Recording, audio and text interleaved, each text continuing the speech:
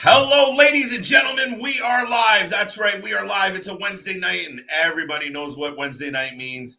It means the Wrasslin for Life Network is back at it again. We are here for 2 hours of AEW Dynamite. As I mentioned, we are going to roll through. We're starting off quick. I got OC coming out right now already, and Wardlow pacing backstage.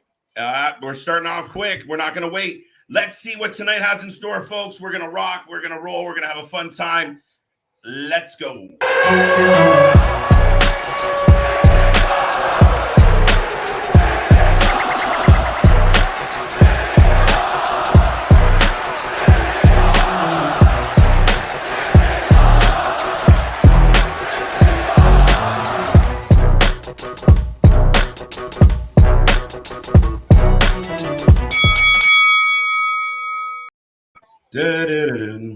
Ladies and gentlemen, we are live. That's right, we're live because we're always live. That's what we do.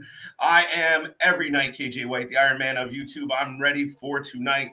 Fyter Fest, night 1 of 4. We'll get into that topic, but I'm also joined tonight. Can't do this all on my own. I have the man beside me, the Baron of Banter, Master of Mischief, the one, the only Mr. Big Paul, Big Nick Heyman. I wish I was Paul. Rawr. We're getting the title right out of the gate. Yeah, I'm surprised. We're getting the squash match out of the way. I'm kind of glad we're getting the. Yeah. Look at this man's pyro and they've made this man fucking Brock Lesnar meets Ryback without the mental condition, whatever the fuck he's got going on. They're my two most hated people in wrestling history. Right, but no, and then you add Goldberg and I like him. It's the amalgamation. It feels, yeah. But man, he's over as a mother. I'm not going to curse that early in the show, but he is over, dude. But quickly, that being said, I do want to give a shout out to all the fans out there, everybody for tuning in. We did hit 400 subscribers last night on our stream. Growing, doubling up in 1 month, bro. 1 month of Four Horsemen now. We're officially the Four Horsemen. Right? We're rolling through. And so I hope everyone's had a good week. Hump Day in the books. We got NXT tonight. A lot of our favorite night of the week as far as AEW, not NXT. What'd I say? You said NXT. NXT was last night. All right. So we're doing AEW. That's apparently I didn't even realize I said it. But we got the TNT Championship on the line. And keep in mind, we come back tomorrow, Friday Junior. Let's Rumble podcast. We're kicking it off again. And then doubleheader Friday. It's always a good time on Fridays. And we'll let you know what's happening on the weekend, if anything. But Orange Cassidy. I'm sure we'll have something going on. Always got something going on. But some season is going on right now, folks. Right? Let us know how you're doing, folks. Don't be shy. Thank you for being here, as I said. And let us know your predictions. Let us know some predictions. Who do you have for this match, and why is it Wardlow? How many power bombs does Orange Cassidy take? But can he really stomp OC? Like, why are these two giant baby faces in the ring against each other right now? Mr. Booker of the Year, explain yourself. Oh, and we've got the test of strength into the pockets. But I think it's because who would you have Wardlow go against if he just faces jobbers? He feels like he's gone on a decline. Like he's already beaten MJF. He's already beaten Scorpio Sky. He needs to keep. Oh, he ripped his pockets off. He ripped his pockets off. Pocket check, motherfucker. He gave him the old bunny ears. Have you ever kissed a bunny between the ears? And then he just ripped it off. The straps are down. Nice little titty dance there from Wardlow. But see, here's a problem, Nick. And fans at home, let me know what you think. Am I crazy? Wardlow rips the fucking pockets off, and you get some boos. Why are you putting Wardlow in a position to get boos? And now Wardlow has his straps put back up by OC, and OC's getting some cheers again. It's an interesting booking. Well, who would you have him go against? And then also maybe Orange Cassidy. Well, you'd have to find a heel that they have that's close to that level. Because like I said, he needs to keep going up. He can't go down or sideways. Fuck. Send he just cartwheeled out of a out of that. Just goddamn, this man's athletic as hell. How is a man that size that athletic? Jesus Christ, bro. It's scary. Oh, good. We'll hear from Chris Jericho tonight. Winner of the Golden Gateway. I might just go la la la la la. Right? He did take home a golden KJ. Yes. For most overrated wrestler currently. Golden KJ. What the fuck? This man needs to. You almost got me to curse. There's a fucking chainsaw. I had to curse. Well, I was just about to say Chris Jericho. Why is there a chainsaw? Where's Terry Funk? Right. Where's Chainsaw Charlie? Where's Chainsaw Charlie? I used to love that shit, man. The way he came like just wobbling out, it was amazing. And he just had a nylon on his head, and you could still very clearly see it was Terry Funk. So funny. Trying to hide it, and just everyone's instantly Terry. It's been a grind of a week to Wednesday, so hold on tight. We always tell you that the weekends are kind of shocking shows, and we never know what's going to happen on this unscripted, wonderful watch party. Yes, we are absolutely unscripted. This is a Let's Get Weird Wednesday. Let's Get Weird Wednesday with Wardlow. Oh.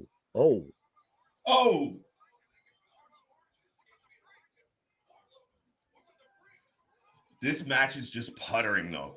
This has been just absolutely back and forth. This is go to hit a move, counter. Go to hit a move, counter. Go to hit a move, counter. The most aggressive move so far has been the pocket check.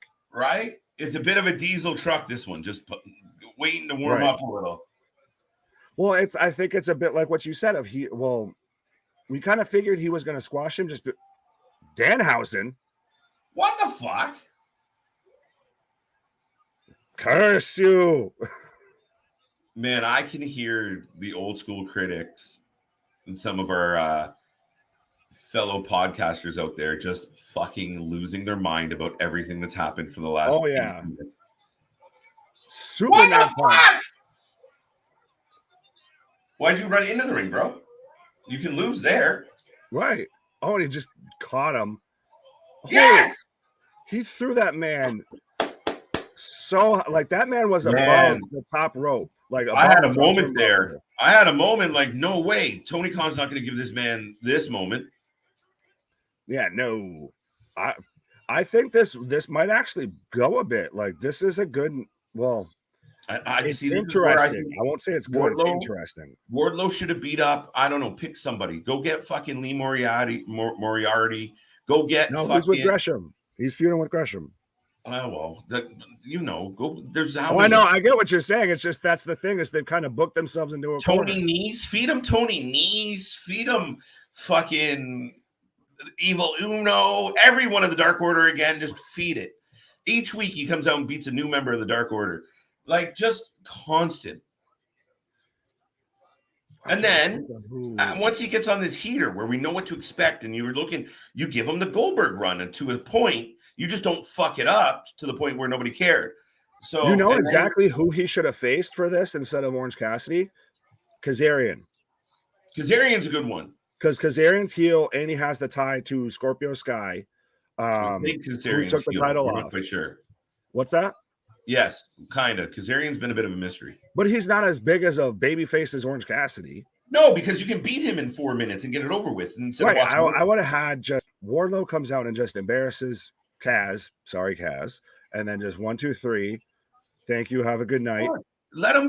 Send him fucking Bear Country. Both. I don't give a fuck. But then that's the thing, though, is I feel like they jumped to the middle part of the Goldberg put. He just jumped right. He did the Brock Lesnar and just jumped right from the floor up onto the apron. Smooth, too. Oh, yeah. Clean. No debate about that. And this is what, Nick, for me, what I like about Wardlow is not just, obviously a big, imposing dude, looks like an old school pro wrestler, but he does that hop up to the apron. And he's wise enough to kind of take his time, and the way he threw his head into a motion and then got under the ropes. That's good. That's good. He's understanding that, he's even selling in between doing shit. Oh yeah. This man is Batista when he left Evolution. This is just he's already very polished, it feels, even though he was absolutely green as goose shit when he first showed up.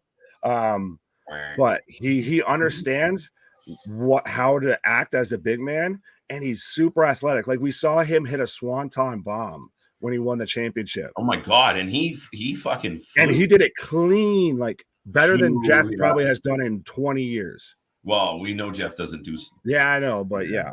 Anyway, back to the point here. We blew that the whole time we were in picture. I'm like, we're going to go to the chat. Not once did I think about it or mention it. So Cassidy is thumping Wardlow into the turnbuckle. Russian Skittle says Tony Nese is bland. Changed my mind. He is kind of bland. He's talented. I like him, but he is a bit bland. Yeah, he's generic. His biggest trait is his abs, so that just says all of that right there. When he talks and shit, he's very generic. Mm-hmm. Very wrestling school of like, I'm gonna beat you, and I got great abs, and you're a fat loser, and like it's just generic. Could you imagine him with like QT Marshall? Oh, fuck. Oh. It's so dumb. It's Wednesday. You know what that means, Gary? Yes, we do.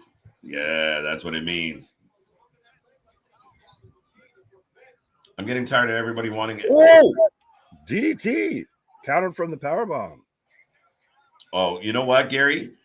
Next commercial, we'll talk about this topic because this topic's a little near and dear to my heart, and I want to give it a bit of a rub. I don't want to just gloss over it. So remind me that we got to talk about good old JR.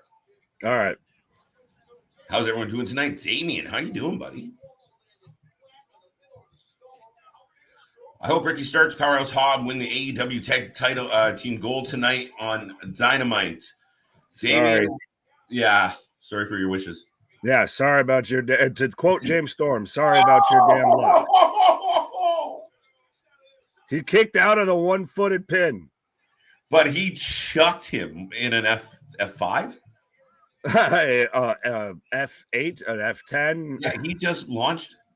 Pick a Ford pickup truck. That's what this man just did to him. Wait, Takachacha. Take a shit. It's Takachacha. According to yeah. What is this? Fucking Pet Detective. Chicago.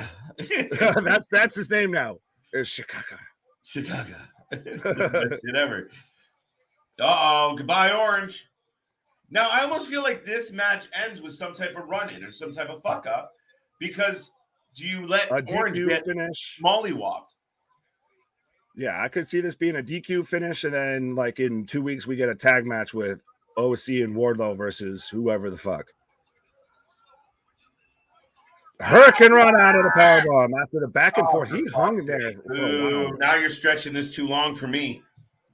Well, this to me, you talk about Orange Cassidy being a babyface. You got to give. That's the thing. This is the problem you run into when you got to give that both men got to get some shine. Yeah, I don't like this booking at all. I really don't. I don't think this does Wardlow any good. It actually doesn't hurt Orange Cassidy. Yeah, listen to the crowd. You got the crowd cheering for the champ. Your brand new babyface champion has the entire audience cheering for his opponent. What the fuck? What are you thinking? Yeah. Am I the only one feeling that way? Like, to me, this whole situation is a disservice to Wardlow. No way. Yeah, look. 2 count. Better be a fucking 2 count. Woo! Yeah, well, that's not what I was saying, though, is I feel like they kind of just went to the middle of the Goldberg push with Wardlow. If he didn't have that whole really this time where he kind of really climbed the ladder, he instantly just got dropped into like the upper mid card, and now they don't know where to go with him because they still need to build him up more. Yeah, man, I don't know. I don't know how. Like, ooh, Superman punch to a powerbomb. Goodbye. 3 count, and with the choke pin. Yeah, like he's a little kinky on the pin there, Wardlow. Like, fuck me. At least you got the right result. But Wardlow with the win, folks. If you were nervous at home, like I was nervous, highly unlikely, but I didn't like that booking at all. I really didn't. Like you said, it puttered along. It was the diesel engine that never took off. What's up, Scott? Good to see you. Thank you for being here. Double love. I like it. I like it. Let's do this on a great Wednesday, Braden. It is a great Wednesday. Yes, and every day is a great day to have a great day. That's a true story. That's a lot. Good to see you. Thank you for being here. Good to see you again. Oh, we got some respect. So he still keeps his babyface shine, as you expect. It's just a weird booking. I'd rather him fight Chucky. Right, but Wardlow OC's getting the after the match segment and everything. Wardlow's just walking off. That did more to get Orange Cassidy over than it did Wardlow. Absolutely, 100%. Oh, we've got Pac now. Yeah, do you see showing him defending the All Atlantic Championship at Rev Pro? Right? Did you see about Tony went and made a statement about this? How this is kind of how it's going to go. New Japan style, kind of ROH style, where he's a wandering champion. Yeah, I do. I like it. It's a nice way, especially because let's be honest, there's still travel issues in this world. Pac's been notorious for them through his whole run in AEW. That's what's kind of, I feel like, held him back a bit, and it gets AEW buzzing everywhere. And I do like that they went out of their way to try and make sure that they could get access to that that match to their fans and everything, like just as soon as it happened, versus just, well, you can go find it if you really want to watch it. Like they're like, no, you need to watch this. So I think it's a win-win all the way around. Me and Bailey hate Cora Jade after she turned. All right, okay. What is this wee shit? You got a mouse in your pocket? That ain't a mouse. Share some love. Take your hands out of your pockets. No Orange Cassidy's up in this chat. Well, here comes Chris Jericho. Yay. This man can fuck right off. Wow. We're just in a great mood on this particular Wednesday. Man, that's a huge mistake. You don't want to expose Wardlow. No, it's not a good move. Hassan, welcome to the show. Thank you for being here. We greatly appreciate it. Well, I don't mean to interrupt, but I don't think that match exposed Wardlow. I think it was just poorly booked. It was they booked themselves into a corner that they didn't need to. Close. No, it does. What you're doing right now with this champion, the trajectory you had him on, you let him just keep steaming ahead. And I'm not saying he can't have a match that's a little back and forth, but to book him with the company, one of the company's biggest baby faces, the mascot, makes no sense, because like I said, you have your TNT champion, a brand new TNT champion in the ring, and they're cheering freshly squeezed. Now, that's not saying they hate Wardlow, but you want everybody cheering Wardlow like they did when he came out, where they were fucking gaga for the guy. Oh, and it's contradictory booking. But speaking of contradictory, Chris Jericho's in the ring. Yeah. I don't even know what that means, folks, but I said it. Nah. Anybody know why the fucking chainsaw showed up? They're hinting at a Terry Funk return. They're going to do Terry Funk's last match instead of Ric Flair's last match.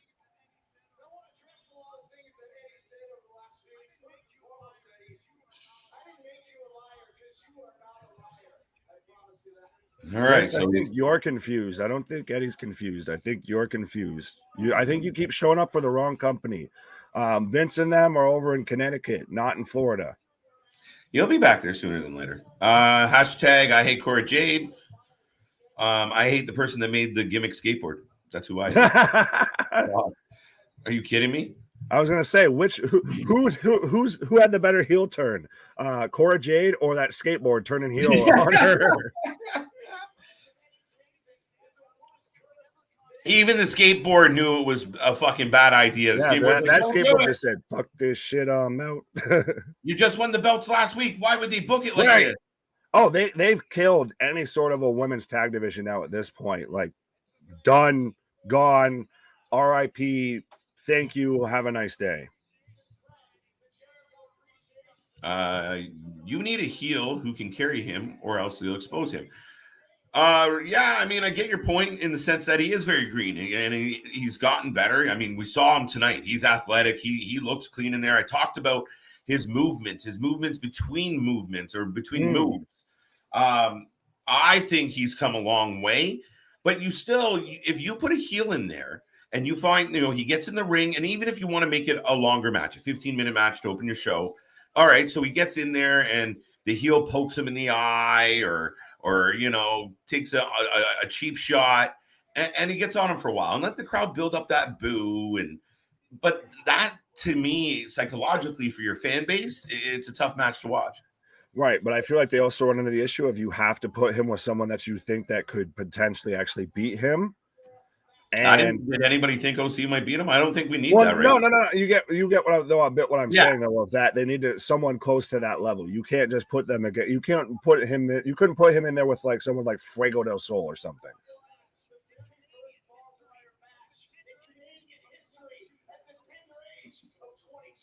Did you know that Chris Jericho won the first ever barbed wire match in Canadian history? I didn't. I think he might have made that up. Is that one of one? I gotta Google. Right. I feel like if I could go the whole stereotypical route of like if there was a barbed wire match, they'd be going to like push someone's face into the barbed wire. They'd just be both looking at each other going, I'm sorry. Yeah, nobody would ever get there. They'd just be like, no, you right. Go. It'd just be, no, you go. No, you go. No, you go. Anthony, good to see you. Thank you for being here. Welcome back. By the way, Ricky, big shout out to you as well. Semi-award winning Ricky. Yes. Hi KJ and Nick. Can you explain to me why AEW thought Claudio versus Jake Hager was a match that fans wanted to see? I get why he did that one. We, the people. That's why. That's exactly why I want to see it. I think absolutely. I think they should both do it right at the beginning of the match. Just look at each other, turn to the hard cam, and both do it, and then get to the match. Or you imagine though, like Claudio's just laying it into Jake, and every time he does it, like say he hits a chop and he just comes back with "We the people," right? Another chop, "We the people," like just fucking straight up like Full Metal Jacket shit. Mm-hmm.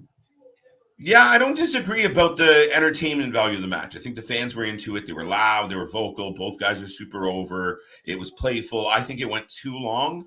And my complaint with the match is more that it benefited OC more than it benefited your new champion, even to where you pointed out that, you let OC and the best friends hold court as the champ walked off. It makes no sense to me. Yeah. It was a good match, but it was a match that didn't need to happen and did more harm than it did good. I agree. I didn't hate the match. I enjoyed it. Entertainment value was there, but at a fundamental level, when being picky or being, true to what I'm hoping to see. Ethan Page is a good shout if they had him versus Wardlow. He did just compete for the All Atlantic. That's a great shout, actually. Right?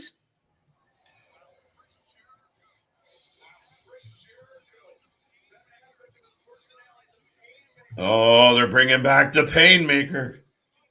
Ooh, so he can just do his little crow cosplay. That's the dumbest shit. Did he just? It just looks so dumb. It's just okay if I take black makeup and just. We know how you feel about black makeup, black lipstick. I know how you feel about black makeup on wrestlers. We've had this talk. Yes, he can join the Hot Topic Raiders over in WWE. All right, so we got a triple threat, as they call it, a three-way match here at AEW. Young Bucks. How much FTR chance do you think we're going to get during this match? I would not be surprised if potentially we get this turned into a four-way. No, I don't think so. No way. I wouldn't be surprised. No, I think they're going to wait on that one. And I do think that the fact that the Young Bucks are EVPs and very influential has a huge factor in what's happening in that tag team division right now. And they came in and they said, we're going to promise the best tag team division in the world with the best matches, with the best action. And in the beginning, I thought they did a really good job highlighting the tag team division. I think that's tapered off. and we went through that Jungle Express, that Jurassic Express run that was lackluster. No, now somehow the Young Bucks ended up with the belts again. They even look at the graphic. They show the graphic coming up later tonight, and you got two tag teams looking like tag teams, and then you got the Young Bucks making a baby face or a duck face, or whatever the fuck you want to call it, what they were doing. They don't even look serious on the poster. Yeah, well, so here, I'm gonna give you a theory that I just thought up while you were talking. Well, you were rambling, KJ. I came up with something. No. It's I heard you. It sparked this idea in me, to be honest. All right. So, shout out to you. Your birthday is July 23rd. Yeah. That is when Death Before Dishonor is happening. The second Ring of Honor pay-per-view under Tony Khan. Mm-hmm. We already know we're going to get FTR versus the Briscoes. We even gave it, that was the Golden KJ winner for match of the year was FTR versus the Briscoes. That's about to happen again. When do you think that you could get in FTR and the Young Bucks in a match that's going to compare to that, but before that? Because I think that's the thing is I think the Young Bucks are that type that they're going to want to go and have a great match before that. Mm-hmm. So it almost takes away from that one. So that one doesn't get as much or doesn't go over. There isn't this highly praised or as highly praised. Truthfully, and here's a take that nobody's going to want to hear. Your honest opinion. In my honest opinion. Your unscripted opinion. My unscripted opinion, straight up. I think if the Young Bucks really wanted some fucking good heat, if they really, really want to be villains, and they could straighten their backs up a little and man up a little and not act like little kids, but if they book that FTR match and they are the ones that walk away with all the hardware and play on the fact that people are going to accuse you of using your EVP stroke to take all that gold, and you purposely fucking do it, and people will lose their fucking minds, including me, and then you have FTR chase them. Not what anyone wants to see. But right now, everyone's going banana sandwich for babyface FTR. You have the Bucks shock them. Oh, that was like a gut punch of a of a take there. Of like, I could very much see it happening, but I just absolutely do not want that, sir. I know. I mean, that's the point. I think that is so cringy. If you did it right. Oh, I think you. That's a nuke to your tag division. And you have them win it by some fucking horrible, not playful, not kiddie. They pranked them to win, like cheat to fucking win and run away with all that fucking hardware and shove it down everyone's a Meltzer driver. They need to win all those belts and treat the belts like Sammy Guevara treated Tay. And just make love to them publicly for fucking weeks, where people want to jump the railing to beat the shit out of these two guys.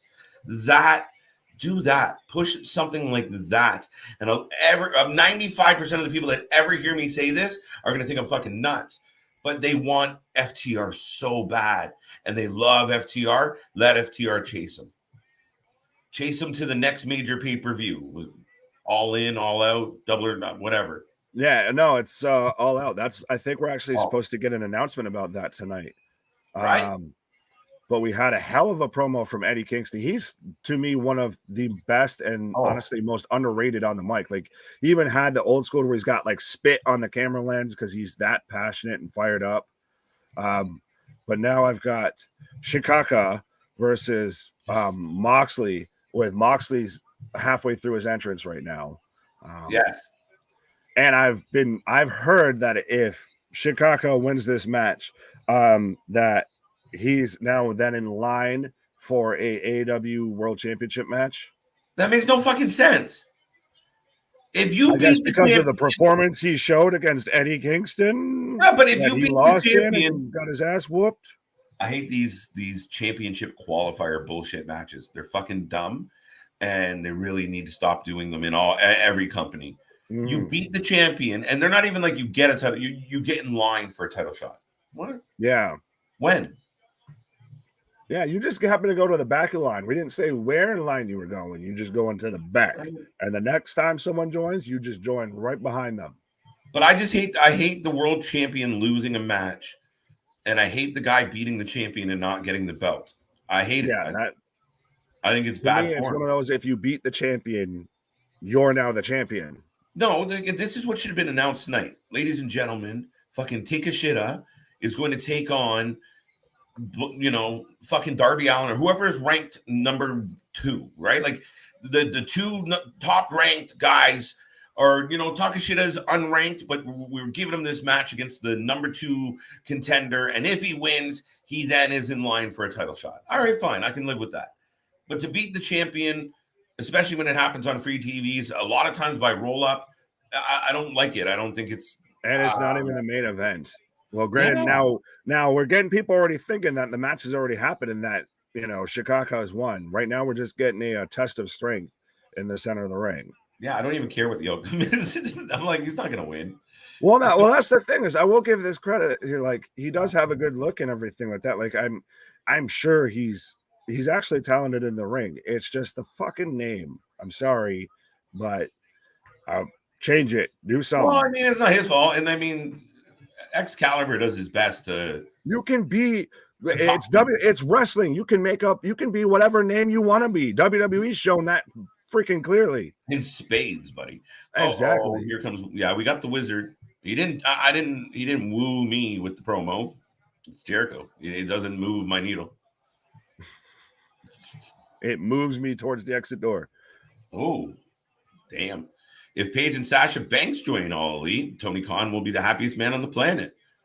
I think Tony Khan's already the happiest man on the planet. He seems like the prettiest, happiest fucking guy going. Really, and I'm sticking to what I said. No, he's the happiest hugger on the planet. This guy is living hit, like, for all the fucking wrestling fans that tune into this show and, 2 knuckleheads like me and you.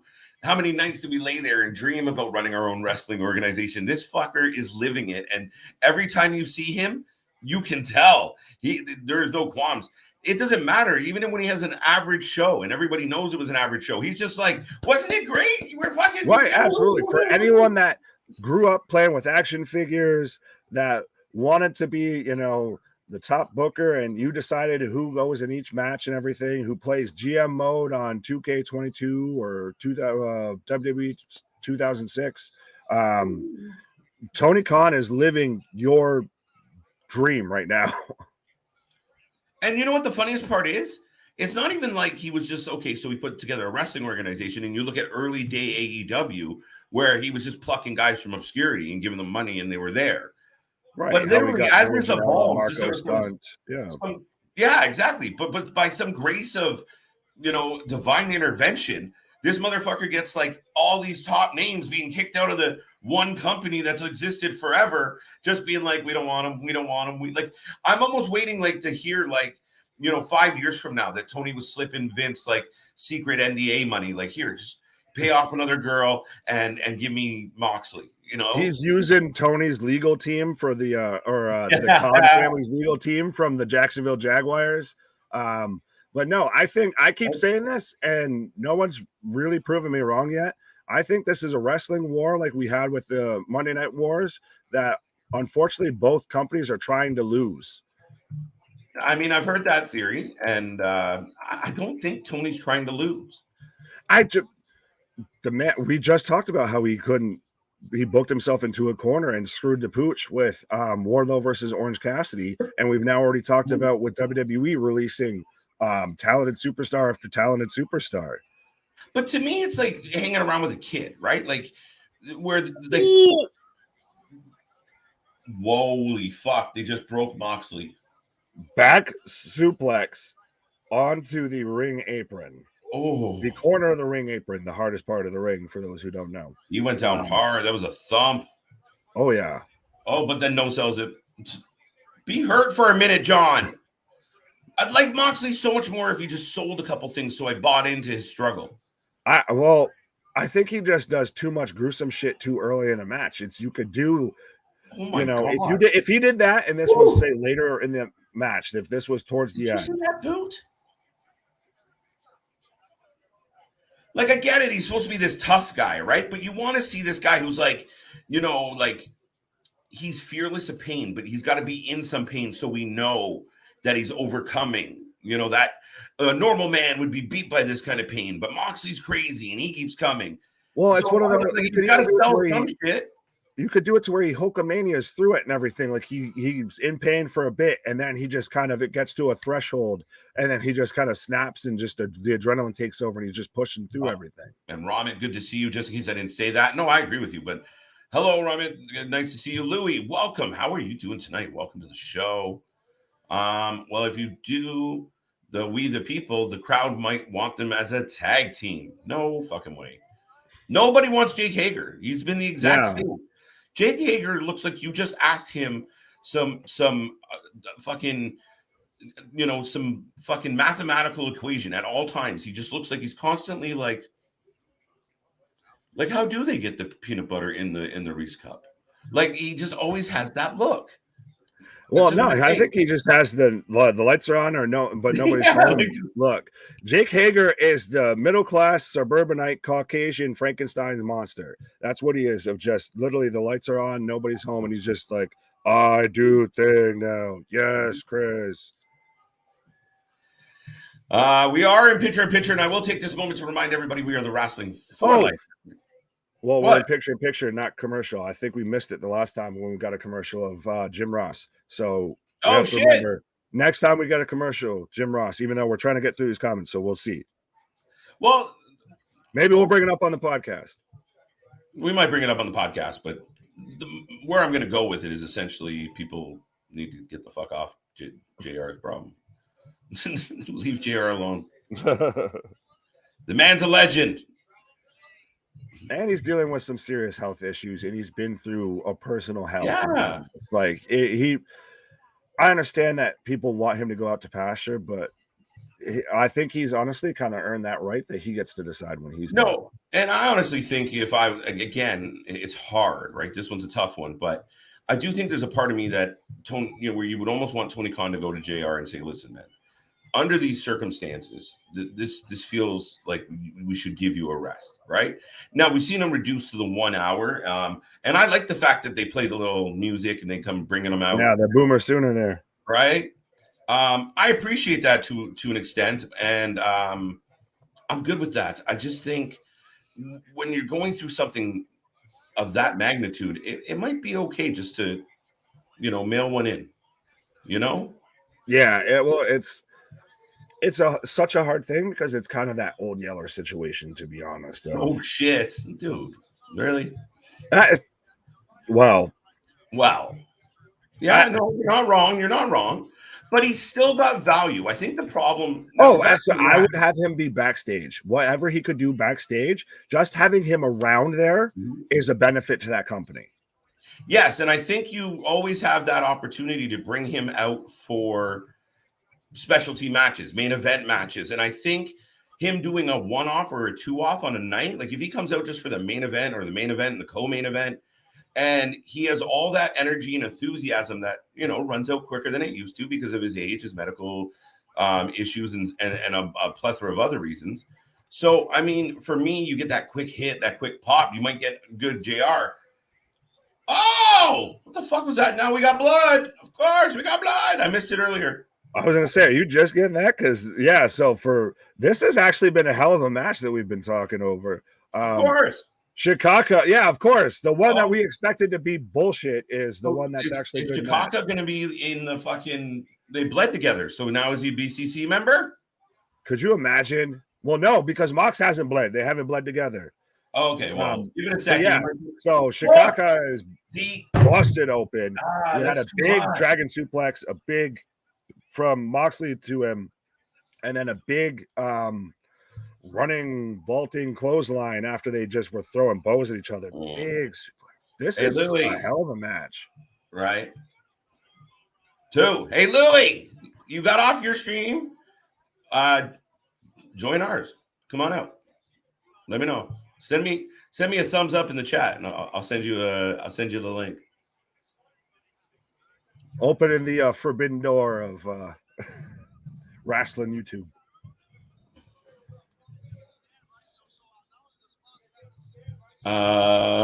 But yeah, man. So yeah, Louie, let's come on over, buddy. WWE and NXT are becoming too predictable. Not becoming. They've been predictable for quite a minute, and even with the whole Cora Jade angle last night, you knew it was coming, and we joked about it, and some of the fans hit it. It wasn't my first thought because it makes no fucking sense.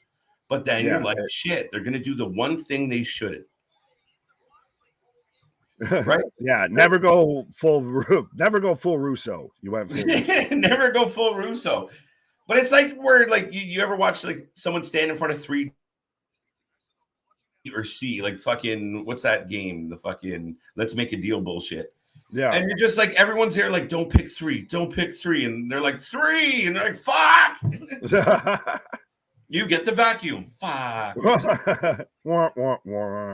That's kind of what the WWE does at times of like, it's so obvious they're gonna think. Oh, Suicida, right? Why is this not the main event?